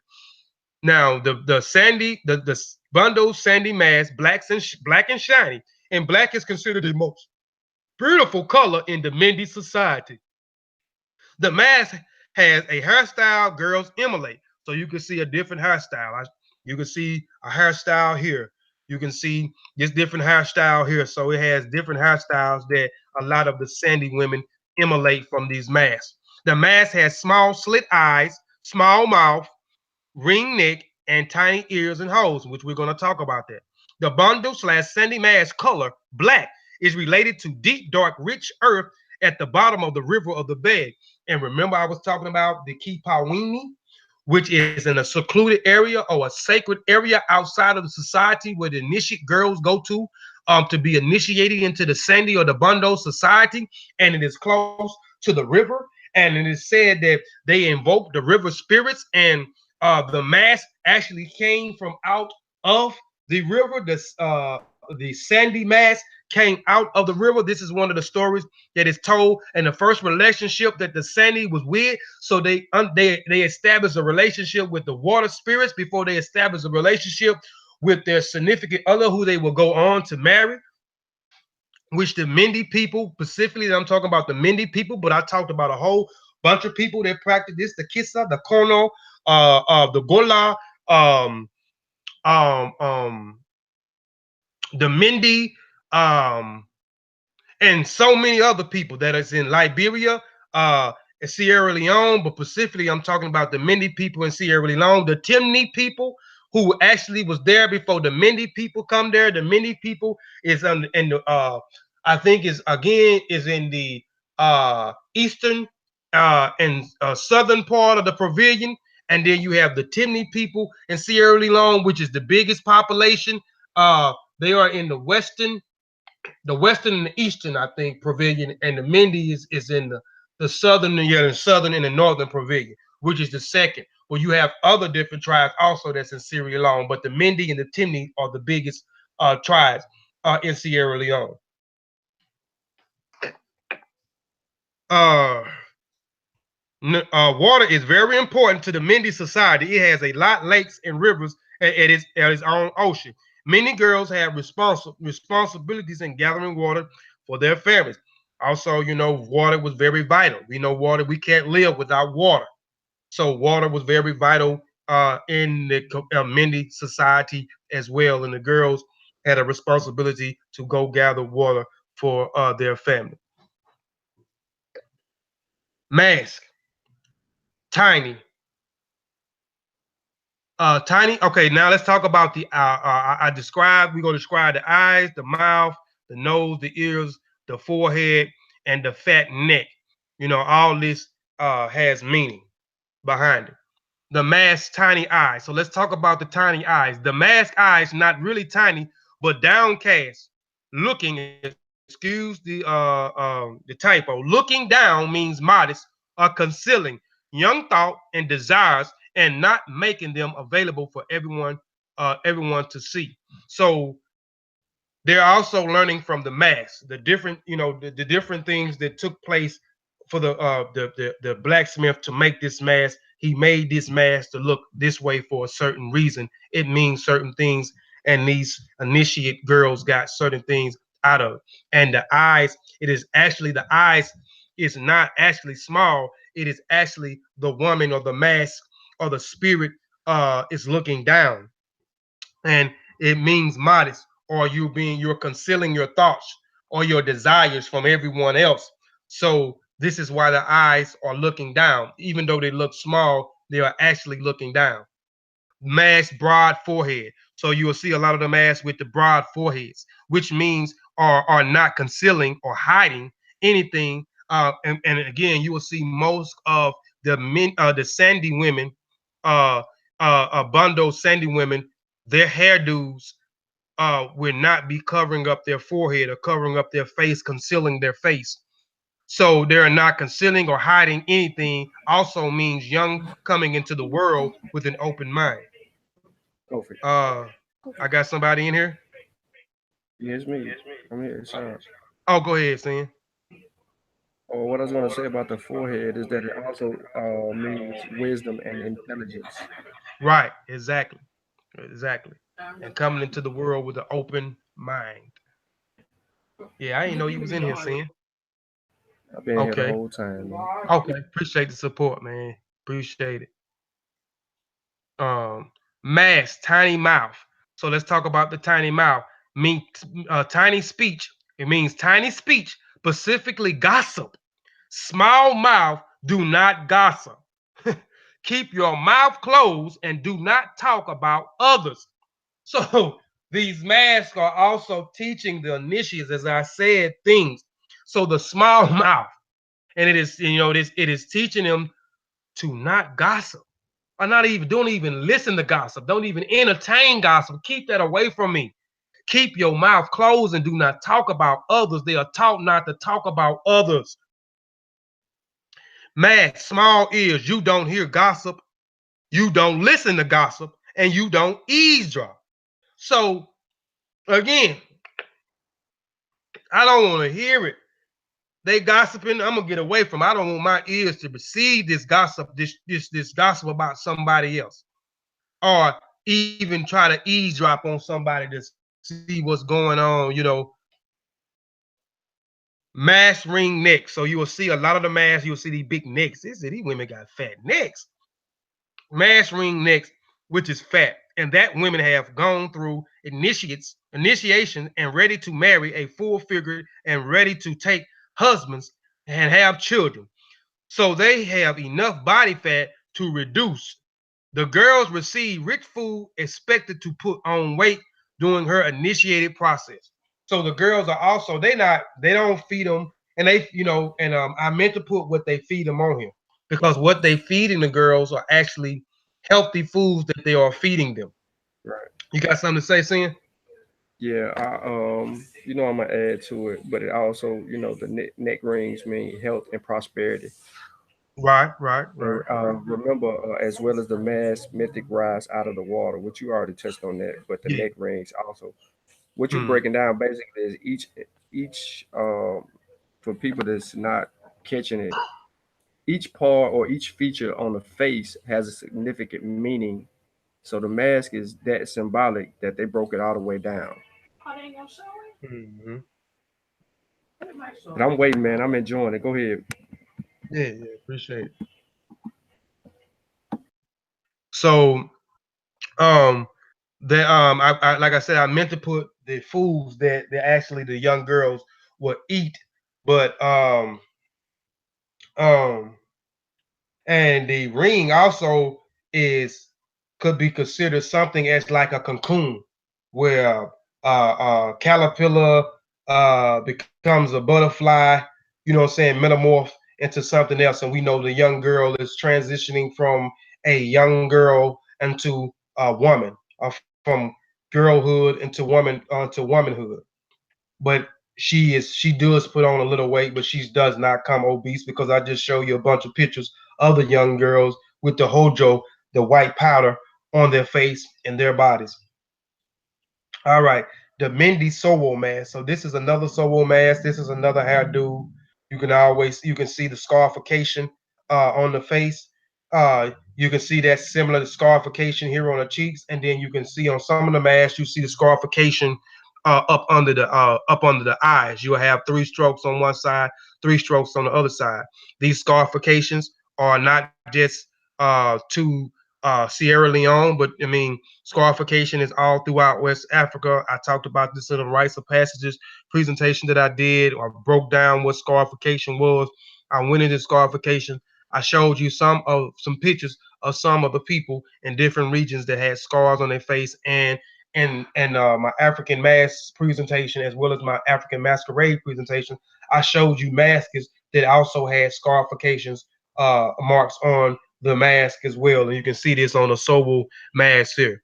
But specifically with the Mindy people, you don't see as many scarification marks on the women faces at all. You know what I'm saying? It's not you just don't see it a whole lot, but you do see it, but not a lot. You can see the woman here. Look at it, a pig that look like a pig right there, right there in the back of the woman head on the mask. All right. Alternating roles of the Sande and the Poro society. Because remember, in Sierra Leone and Liberia, as well as Ghana, as well as the Ivory Coast, the people that practice the women that practice this, that practice Sande or the Bondo or part of the Sande/Bondo society, the males are the Poro society, the men's secret society, where the men transition from young men to young adults, the Poro Society. I told you that the man cannot be a part of the Secret Woman Society, but the woman can be a part of the Poro Society, the Men's Society. Okay, throughout this region, the complementary of men, and I'm wrapping it up, complementary of the men and women gender roles evidence in such diverse activities of forming, clothes production, and musical performance reach full expression. The Woman Sande and Men Poro Association alternate political and ritual control of the land. So it's telling you that the women, it is not consistent, being at least regular and general enough for the people to call for significant symbolic for the ideology around. Yep, yep. Um, and sorry, y'all, I haven't been keeping up with. I've been comments. I usually stop and try to keep in with the comment. keep up with the comments, but I'll go back and read the comments. Anybody got some questions afterwards, we'll get it in real quick, and I'm about done. So now we showing here the alternate roles. So you got the Poro Society, which is the male society, and be on the lookout. My brother, Masi Warrior, brother Benjamin Now, who did an excellent presentation on the Ekbi people on our Masi Warrior channel the other day, who is also the founding member of the Masi Warrior clan, along with um, did an excellent presentation on Thursday. Um, and he's going to be doing a presentation on the Poro. I did one on the Sandy Society. He's going to do one on the Poro Society. So be looking for that here in maybe a few weeks or so. But he's supposed to start working on it sometime this week. But they alternate roles. So you had the women who would run the society or run the land for a specific time, and then they were altered, and then the men would run the society and the land over the ritual control and the politics for a certain amount of time. So this is exactly what it's saying. The concept of embracing natural and supernatural worlds for periods of 4 years respectively. So 3 years and 4 years equal the number 7. During the Sandy Sovereign, all signs of men's societies are banished. At the end of this 3-year period, the Sandy leadership turns over the land to its counterpart in the Poro Society for another 4 years. So the women will have the society for 3 years. They will rule over the politics, they will control the rituals, they will control the lands, and so forth. The Sandy women will control the land and everything else for 3 years.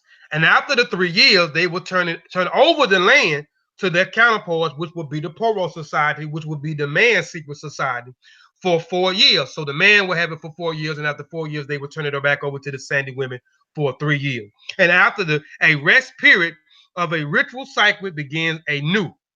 The alternate 3 and the 4-year initiate cycle for women and men, respectively, are one example of a widespread use of the number 3 and 4 to signify the gender of people, places, and event.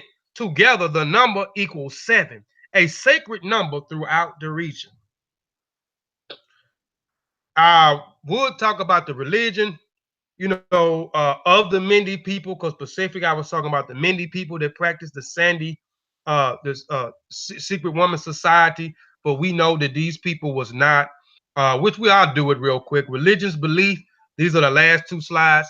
The religious belief was the Niguwu, the supreme being of the Mende religion. It is the creator of the universe. Son, you're gonna have to be okay, but you're gonna have to be quiet while I'm on here. Come here. Hold on 1 second, y'all. Come here, son. Bring it here. And you're going to have to turn that off. Go turn it off. And I tell you I'm recording, turn it off.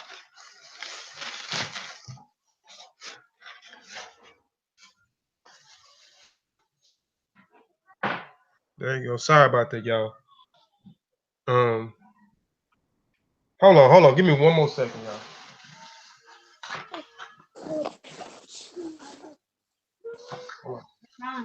All right, while Kofi taking care of that, man, I just want to say the society is a secret society for a reason. It's a lot more to the mass that has been most people can research on. So that's why we got to know more about it than the research that we can bring out. There's power in that mass. I'm back. You go with what you were saying, Sin? No. I was just saying how much power that they put into the mass. Ritualistic speaking. Right. Everything that they got going on. But yeah, go ahead, man. Okay. But I just threw these 2 slides in because I always, if you look at a lot of my presentations, I want to show you exactly what the people was practicing before the people got in. They say we was Christians all along. They say we was Muslims all along. They say we was Hebrews and Jews, all along. But I'm actually showing you exactly. I always try to show you exactly what these people actually was practicing before Islam came into play, before Christianity came into play, before Judaism even came into play, what these people was actually practicing. So The Mendu people, they believe in the Nguwu, which was the supreme being of the Mendi religion. It is the creator of the universe and everything in it. After creating the world, Nguwu went up into the heavens and rarely intervened directly in human affairs, although nothing good or evil can happen without his permission. Turn it down. Ancestral spirits are venerated, and prayers of the Nguwu are channeled um, through them. Other categories of nature, occupation, and evil spirits, the Ingafanga exist through sacrifices and other rituals, other conducts and specialities, people, proprieties, and spirits, and ask for the protection and blessing. Mendi's tradition religion has declined since the advent of Western Christianity. The current religion features is an illicit tendency to mix elements of traditional religion with those of Christianity. You do see that now where they're mixing some of their indigenous stuff into with the foreign religion, and every African spiritual system, no matter who we have talked about, they always have some type of creator or supreme being. They always have some type of lesser deities. They also have ancestor veneration as well as divination. Uh, its very functions or situation, individuals or groups related to the Hali powers, which is connected to the Nigubu. See, most religion functions are hereditary, but spirit to the superintendent in any function must establish through signs that has individuals has a calling. Priests of various natures and occupational deities, see, lesser deities offer sacrifice to them, and through them the Nagumu. Diviners and traditional, and I'm not going to read all this and just actually just talking about what I'm saying because I understand our culture. I study uh, West Africa a lot. I study a lot of the cultures and the traditions. I am a practitioner of EFI and everything that you see in it, whether, whoever you go into, like I say, you're always going to see a supreme being or a creator. You're always going to see lesser deities, which are uh, forces in natures, forces in natures, forces in natures, forces in the universe, characteristics of man and woman, um, uh, Babaluaus, in the Yoruba language, Iyama, Aberishas, uh, and so forth, the diviners, uh, doing divine no matter where you go into, and I'm not going to read all of it. Uh, so we can conclude this initiation into the Sande/Bondo, transforming a child into a beautiful female human being. On the day of the coming out celebration, when the young initiate are present presented to the community, it can be said that in their finishing school, they have learned music, the rhythms of the ancestors, and the way to cook traditional foods, manners, styles, and proprieties in the ways of the community. Thus, the female becomes mature, confident, full of joy, and conspicuous and conscious. So that's my conclusion. Here are my references here. I hope everybody appreciate the presentation. I hope the presentation was informative. Um, I ask that you go back and look at the presentation again. If you didn't quite understand some things or a few things kind of went over your head, I ask that you go back and do some more research on circumcision, research on the woman that I presented to you that actually came up and coined the phrase female mutilation, sexual mutilation, that became female genitalia mutilation, this movement. I ask that you go back and look up that woman that I presented, who is a doctor and also a member and has been initiated into the Sandy Bondo Society as well. So do more research on that. And then as well as a woman, which before I get off here, I try to get her name. She is also from Nigeria, not Nigeria, but she is also from Sierra Leone. But she also has a movement, and she is also a part of the FGM, which is the female genital mutilation of movement. But she's from Sierra Leone, but she left at an early age and went to Romania, which is in Europe. So she stayed in Europe most of her time until she turned 19 or 20, which I wanted to put that slide on here too to show you this other woman who is from there, but she left. But I wanted to give you a backdrop on this woman left and why, because she has been Europeanized. So she is following behind her colonizers and how she was taught when she was over there. And she didn't return to Sierra Leone until she was 19. So she's been studying the culture, but she is still following behind. And she never been initiated because she was gone. Because being initiated, girls started to get initiated at the age of 14. And at the age of 14, so she was gone. She didn't return to Sierra Leone until she was 19 years old or 20 years old. I can't think of her name, but look, I'll give you the woman name. You can look her up and look her movement up and how she's is behind the female genitalia movement. But also look the woman up, go further into this missionary woman that I talked about in the early. Oh, Go ahead. what I wanted to say real quick was that we have a tendency of listening to the wrong people about things.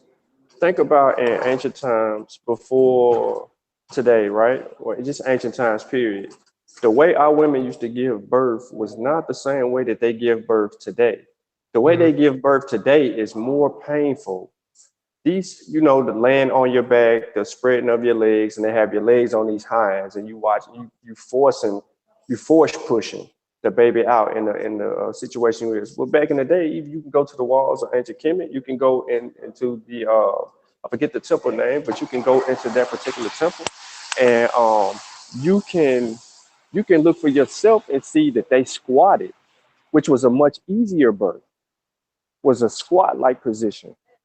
But we don't talk about how painful it is for our women to give birth. But we'll talk about something like this, like the what some want to say, fake out and call a mutilation. You see what I'm Mm-hmm. saying? So it's Right. it's it's a lot of things that we can look at, that we can draw information from, and we can compare and contrast that information, Mm-hmm. right? So Right. I'm not demonizing what nobody did, because we don't know. We so far removed from our ancient practices and things, we can't call one thing from another. Some of us, but that's all, man. I just want to throw Mm. that out there. Yeah, man. We just gotta stop listening. That's why I knew I had finished the presentation and went back and threw them slides in of where the mutilation come from because I knew I wasn't gonna be able to go no further with the other stuff that went on with the initiatory system because the first process was circumcision, and I know people kind of have uh, you know feel a certain type of way about it because I mentioned it in one of my other presentations and I got asked about it. You know what I'm saying? And then somebody else asked me about it. So I know how people feel. And I went and just did some more research on the circumcision process. And then the more I started to get into the different cultures, you can start to see the process like he was talking about how they gave birth. The birthing was different. And then certain being initiated into certain things, or you had the certain elderly women in certain society, or or you had certain priest or priestess that was in the society had to be skilled for, I mean, so many years in medicine and studying herbs and so forth that did these certain type of procedures and why they did these certain type of procedures and how they did it and who was there after they did the certain type of procedures to nourish these people back to health, to give them certain types of things that they needed in order for them to be healthy and so forth. And then I started digging into where did this mutilation term come from and how old is this term and is our people actually the ones? Because now with this movement that has took place, you have 25% and 25%, it's only 25% that is agreeing with uh uh banishing this old age ritual is banishing, but you have 75% that is still doing it. And most of the people that started these movements did not even go into these different communities in West Africa and consult with them people and ask them how do they feel about them and do they want to ban, do they want them outlaw, or even sit back and eventually studied and so forth. They just going on the outsiders perspective, what we always do. You know what I'm saying? So I had to go back and throw them slides in there, and I wanted to throw this other woman slide in, but I didn't want it to kind of keep prolonging the presentation talking about circumcision. But I wanted to just show you who this white woman was, which was from Scotland, this Scottish missionary that actually came in, coined this phrase. It became this other phrase. The movement. You had rich people. You had the missionaries that come in that set up these schools, these institutions, and then they started saying, "This ain't right. This ain't right. This is what y'all supposed to be doing. Get rid of this. Get rid of that. Demonizing this." So so I just had to throw that throw them two slides in there, man. But I appreciate y'all for rocking out. Rocking out with me. Some came later, but I appreciate those that came in later. Go back and look at the presentation. I enjoy putting the presentation together. I learned a little bit more um, than what I already knew. So I really enjoy putting this presentation together. I enjoy giving the presentation.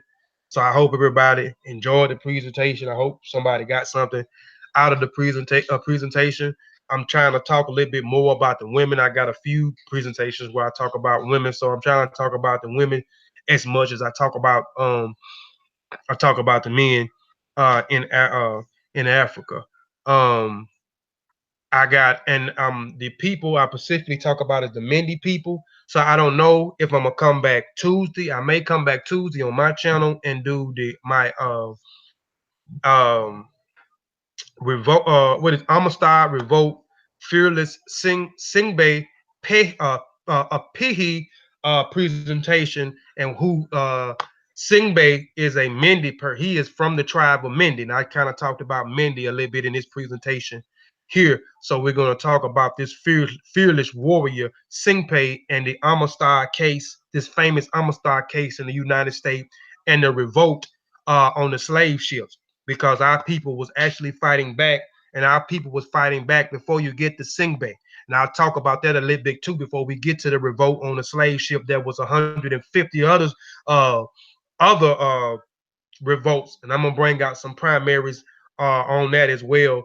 You know what I'm saying, with these other revolts before you get to Singbe. But Singbe, which was a Mindy, was from the Mindy tribe. He was a fearless brother who actually set the revolt in motion. And through this slave revolt on the Amistad, Allah Amistad, which means friendship, this slave ship, it set in motion these events, or these current events, from them being in the Atlantic Ocean going to Cuba, a Puerto Rico principal going there, setting motion events that happen in America as well as in Sierra Leone. And I got to go back and finish it because I don't want to start. I can actually do it tomorrow, but I want to put the events in because the information I'm coming across, they're not showing the events that took place in America that started certain institutions without, and which I'm excited to talk about, and set off a chain of events in Sierra Leone as well by this certain slave revolt on the slave ship, the Amistad, with the Mindy people, with a few other people. So I'm gonna try to bring out as much primaries as I can, newspaper clippings, stuff from Yale institution, because the people from Yale, well, it's just a whole bunch of stuff. So I'm excited about that presentation too. So I may come back Tuesday and do that one on my channel. If I don't come back, it'll be this weekend that I do that presentation. It's called the Amistad Revolt, the Fearless Singpe Pehe presentation. Um, but again, appreciate y'all for rocking out with me, man. Please go subscribe to the Session My Ani Metanetter, which is a group that I'm a part of. So please go subscribe to that YouTube channel. Go check out our website, is the Session My Ani Metanetter. Also check out Saber University. It's an institution that my Saber is created, that those that may want to teach can teach on the platform and also get paid from it as well. You can offer a certain type of fee. Those that may be familiar with Corsica, if you could familiar with Corsica, then it's a Saber University is in that same format as Corsica is. Also, go subscribe to my channel, Kofi Piesie TV. You know, go subscribe. You know, I always say go subscribe to my channel, but if you subscribe, you subscribe. If you don't, you don't. That's where I'm at with it now. You know, go subscribe. I'm gonna keep putting out information regardless if you subscribe or not. But please subscribe. Please support me because these presentations are it takes a lot of time, and my brother Sin Sean can vouch for that. Also, go subscribe to the Master Warrior channel, which is the channel that we're on right now that I'm presenting on. So please go subscribe to the Master Warrior channel, which I am a member of the Master Warrior clan as well. So please subscribe to all three channels. Go support the channel. You know what I'm saying? Go back and check out my presentations. Go back and check out Brother Sin Sean presentations on here. Go check out Brother Ben's presentation. Go check out the class of Shabazz presentations on here. Just please support us. And on that note, I want to say Shemim Hotep. I want to say Dua Duau, which means thank you very much. I want to say Modupe or Dupe Pupu, which means thank you or many thanks. I want to say Majube Odemari, Majube uh, Oleran, which means pay homage or gives respect to Ayin Majube Egungun, respect to the ancestors, respect to the creator, respect to the supreme being, um, and Alafia Ibe, which means peace, family. Thank y'all. So Madupe and Moriri, which means appreciate or appreciation. So Moriri, Moriri, and see y'all next time. I'm out of here. Hold on, before I go, Sean, do you have any last words before I get out of here, man? Or if you have something to say, go ahead. No, I don't, man. Good job. Appreciate the info. Well, we out of here. He called for the unity and the redemption of the African world. Salute them honorable markers. We are not ready to listen then. They might not have been ready then. There's wonder whether we are ready. Ain't no doubt about it. To listen. You ready, baby? Nah. Let's go. Yeah. Flag fly high. Flag fly high. Flag fly high. Black kiss to the sky, breaking side to side. Kiss the flag fly high. Come on. Flag fly high. Flag fly high. Flag fly high. All these G's on the rise, all eyes will recognize the flag fly high. Hold it high. Let it fly. Rebel colors forever, Bobby would never die. Overnight, the throne ready, let's take a ride. That won't fix me, don't choose a side. This is the path for the warriors. Some travel yet still bad glorious. Black power represents us. You either rolling with Africa or against us. Flag fly high, flag fly high, flag fly high. Black kiss to the sky, breaking side to side. It's the flag fly high. Come on. Flag fly high, flag fly high, flag fly high. All these G's on the rise, all eyes will recognize the flag fly high. The red is for the blood. I got the best stock, the rest got stood. The black is for the God, validated and elevated, holding the main charge. The green is for the cradle. Africa, everything first, the earth's navel. This section is sick, put it together as a symbol of liberation. That's how we get the letters RBG. Flag fly high, flag fly high, flag fly high. Black kiss to the sky, breaking side to side. It's the flag fly high. Come on. Flag fly high, flag fly high, flag fly high. All these G's on the rise, all eyes will recognize the flag fly high. The fly high is 99. People army of no time. How we travel by design, we roll ready. Hard line, ain't no game for that red flame. Trip stage of that black bang. Revolution in my veins, till we free, I won't change. Think you can count on that like an advocate. Celebrate the victories and the challenges. It's deeper than social media statuses. This lifestyle, elevation building practices. Yeah. Flag fly high, flag fly high, flag fly high.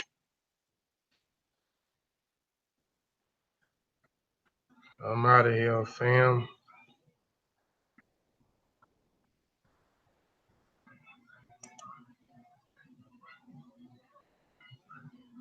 Hey man, we was rocking out, man.